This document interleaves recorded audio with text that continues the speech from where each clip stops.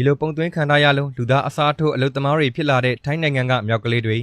ထိုင်းနိုင်ငံကအုံကြံတွေမှာဆိုရင်မြောက်ကလေးတွေအများကြီးရှိနေတတ်တယ်လို့ဒီမှာမြင်နေရတဲ့ထရက်ကားတွေပေါ်မှာဆိုရင်လည်းအဲ့ဒီမြောက်ကလေးတွေကကားစပီယာအဖြစ်နဲ့အမြဲတမ်းလိုက်ပါနေကြပါတယ်ဒါကသူတို့အတွက်အပျော်ခီးလိုမျိုးကစားနည်းတစ်ခုလိုမျိုးသတ်မှတ်ပြီးတော့ပြုမှုနေထိုင်တာမဟုတ်ပါဘူးဒီမြောက်ကလေးတွေကရည်ရွယ်ချက်ရှိရှိနဲ့စနစ်တကျပုံသွင်းခြင်းကိုခံထားရတာဖြစ်ပါတယ်ဟုတ်ပါတယ်ထိုင်းနိုင်ငံမှာမြောက်ကလေးတွေကိုလူသားအစားထိုးအလုသမားအနေနဲ့တွင်တွင်ကြဲကြဲနဲ့အသုံးပြုကြပါတယ်အထူးသဖြင့်ကတော့အုံမင်တက်တဲ့လုပ်ငန်းတွေမှာပါပရိသတ်တို့အားလုံးသိကြတဲ့အတိုင်းပဲမြောက်ကလေးတွေဆိုတာကအုံမင်တက်တဲ့နေရာမှာအရန်ကိုကျွမ်းကျင်ကြတဲ့သတ္တဝါတွေဖြစ်ပါတယ်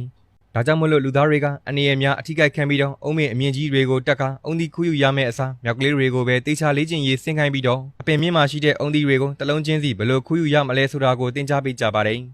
ဒီမှာမြင်နေရတယ်လို့မျိုးသူတို့ကိုအသေးစားပြိုင်ပွဲလေးတွေပြုလုပ်ပြီးတော့စိတ်သက်ခွန်အားတက်ကြွလာအောင်လဲလှုံ့ဆော်ပေးပါသေးတယ်အဲ့ဒီလိုမျိုးတလားလောက်ပုံသွင်းလေးကျင်ပေးလိုက်တာနဲ့တင်မြောက်ကလေးတွေကတော်တော်လေးကိုအချိုးကျနေပါပြီမြောက်ဆိုတာကလူသားတွေနဲ့ဆက်ဆက်နေတဲ့တရားလေးတွေဖြစ်တာကြောင့်မလို့တင်လွယ်တက်လွယ်ပါတယ်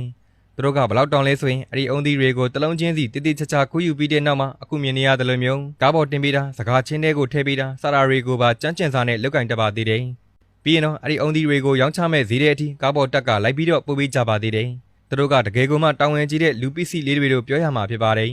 အလုပ်တွေအလုံးပြီးဆုံးသွားတယ်တနိတာရဲ့ညနေခင်းမှာတော့တခင်ပြစ်သူကသူတို့ကိုငပြောသီး3-4လုံးကြွေးတာဒါမှမဟုတ်အခုမြင်နေရတယ်လို့မျိုးအချိုအေးအေးလေးကိုတက်လိုက်တာမျိုးဆိုရင်သူတို့ကမြောင်မှုလဲဖြစ်အောင်လို့ကားခုံပြီးတော့ကိုအတကုံပြော့ရွှင်နေကြပါပြီ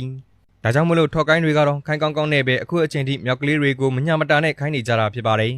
ပရိသတ်ကြီးတို့ရောအခုလိုမျိုးမြောက်ကလေးတွေကိုလူသားအစားထိုးအလုပ်သမားအနေနဲ့စနစ်တကျလေ့ကျင့်သင်ကြားပေးနေတာနဲ့ပတ်သက်လို့ဘယ်လိုများထင်မြင်မိကြသလဲဆိုတာကိုလည်း comment မှာပြောပြပေးခဲ့ကြပါဦးဟုတ်ကဲ့ပါဗီဒီယိုလေးကတော့ဒီလောက်ပါပဲဗီဒီယိုလေးကိုအဆုံးထိကြည့်ပေးတဲ့ပရိသတ်တယောက်ချင်းစီတိုင်းကိုလည်းကျေးဇူးအထူးပဲတင်ရှိပါရခင်ဗျာနောက်ထပ်လည်းအခုလိုမျိုးထူးဆန်းတဲ့အကြောင်းအရာတွေဗဟုသုတရစရာတွေကိုရှာဖွေတင်ဆက်ပေးသွားမှာဖြစ်လို့ channel လေးကိုလည်း like and follow လေးလုပ်သွားပေးကြပါဦးနောက်ဗီဒီယိုမှာအားလုံးနဲ့အတူပြန်ဆုံကြပါမယ်ခင်ဗျာ